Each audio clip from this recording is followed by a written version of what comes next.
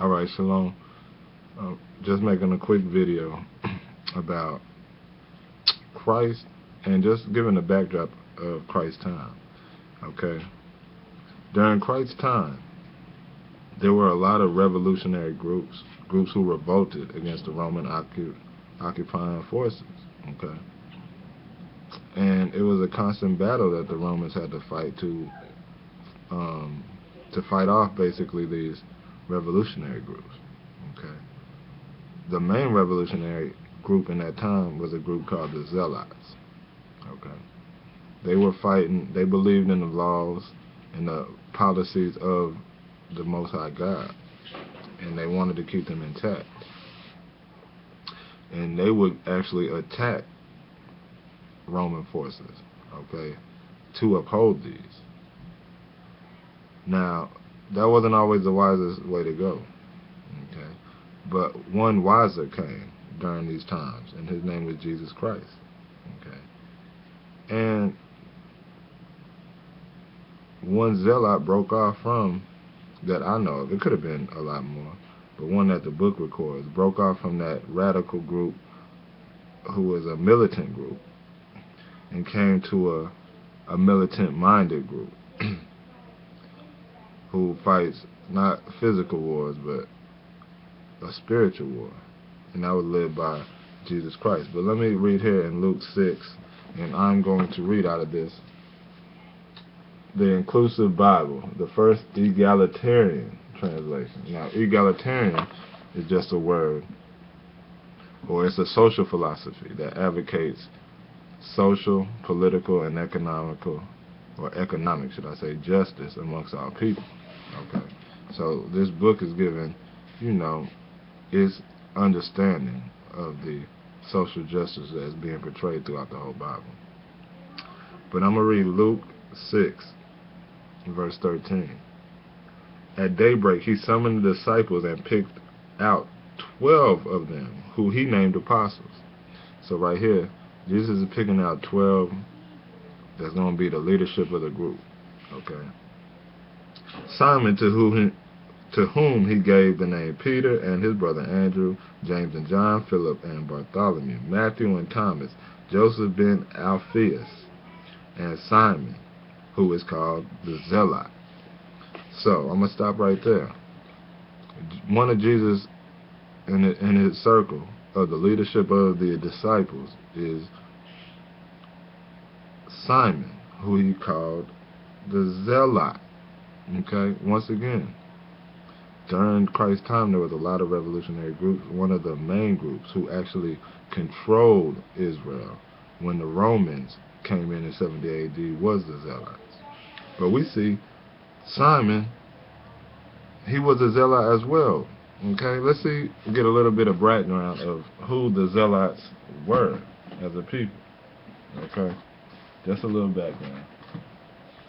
Right here in the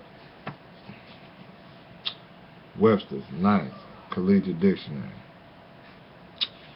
the word zealot, it means a member of a fanatical sect arising in Judea during the 1st century A.D. Okay, and militantly opposing the Roman domination of Palestine. So the Zealots were a militant group opposing the Roman domination. Okay, at that time. Again, I'm going to read another out of the Compact Bible Dictionary. This is Zondervan's. Okay. Zealot, a member of the Jewish Patriotic Party started in the time of Cyrenius to resist Roman aggression. The Zealots resorted to violence and assassination in their hatred of the Romans. Simon the Zealot was distinguished from Simon Peter. Okay. So we see the Zealots were a violent group who took violent action against anyone who sided with Rome and Rome. Okay, I watched a documentary one time, it was a few years back, about Zealots, and they were going around killing anyone who sided with Rome. That's Pharisees, scribes, anyone. But what's the similarity between the Zealot and Christ's movement? Well, the Zealot went violently about the mission that Christ was trying to set up. The Zealots went violently to attain the kingdom of God, okay, and his laws and all his righteousness to be established. Where the Messiah brought a non-violent resistance, okay. That's the difference. And this Zealot, whose name is Simon, saw by all the miracles he was doing, by non-violence. When you're healing people, when you're feeding people, okay, and when you're freeing people from oppression, by the mental capability of putting your resources together, okay, and withdrawing from the system of the occupying force. This is how you defeat a system, not by violence, okay? And I believe Simon understood that and joined with the Messiah, okay? As the late, great Fred Hampton, who got assassinated by the occupying power here in America in 1969, said, you cannot fight fire with fire. You can only fight fire with water, okay? And he said you fight capitalism with solidarity.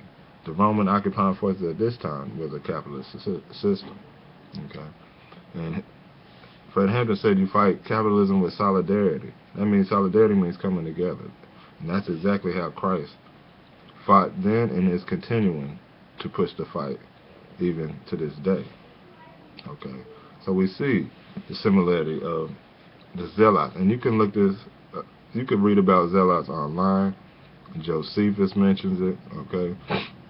I do not believe the YouTube video I seen a couple years ago is still up, but you do your research. They even say Barabbas, okay, was a Zealot, and he was let go in favor of Jesus because he was one that actually showed he would fight against the Roman occupiers. That's why it said he was a murderer and charged with sedition, I believe it said, if I'm not mistaken. But they let him go, okay? The crowd wanted him because they understood his fight. Okay, anybody understands violence. That's why Malcolm had a lot of followers, because Malcolm, although he wasn't violent, he would stand up for himself with violence. Okay, but the Zealots were a bit different, as they would go out on the offensive. Malcolm preached defensive with arms. Okay, Christ preaches defensive, offensive and defensive with your mind, okay, and with practical tactics. Okay, and any revolutionary knows in order for a revolution to happen, especially this is the science of Marxism, that it starts with the proletariat, with the working class. Okay, you get the working class to come together to fight against the occupying forces, or the 10 to 1% of the people who own everything. And this is what Christ specifically did. He went to the workers, okay? And he also had some revolutionaries on his team as well, some violent revolutionaries who had that same zeal he had, but different strategies, okay? But let me read this last name, and I'll get out. This is in Luke 23, verse 13. And it says, Pilate summoned the chief priests and the rulers of the people, and said unto them, you brought this man to me as one who incites the people to rebellion. Okay? And this is, to cite my source, this is out of the American Standard Bible. And the reason I'm reading this instead of my KJV is because the KJV will say, I believe, it might say robber, I'm not sure. But this one brings out the understanding more clear. Okay?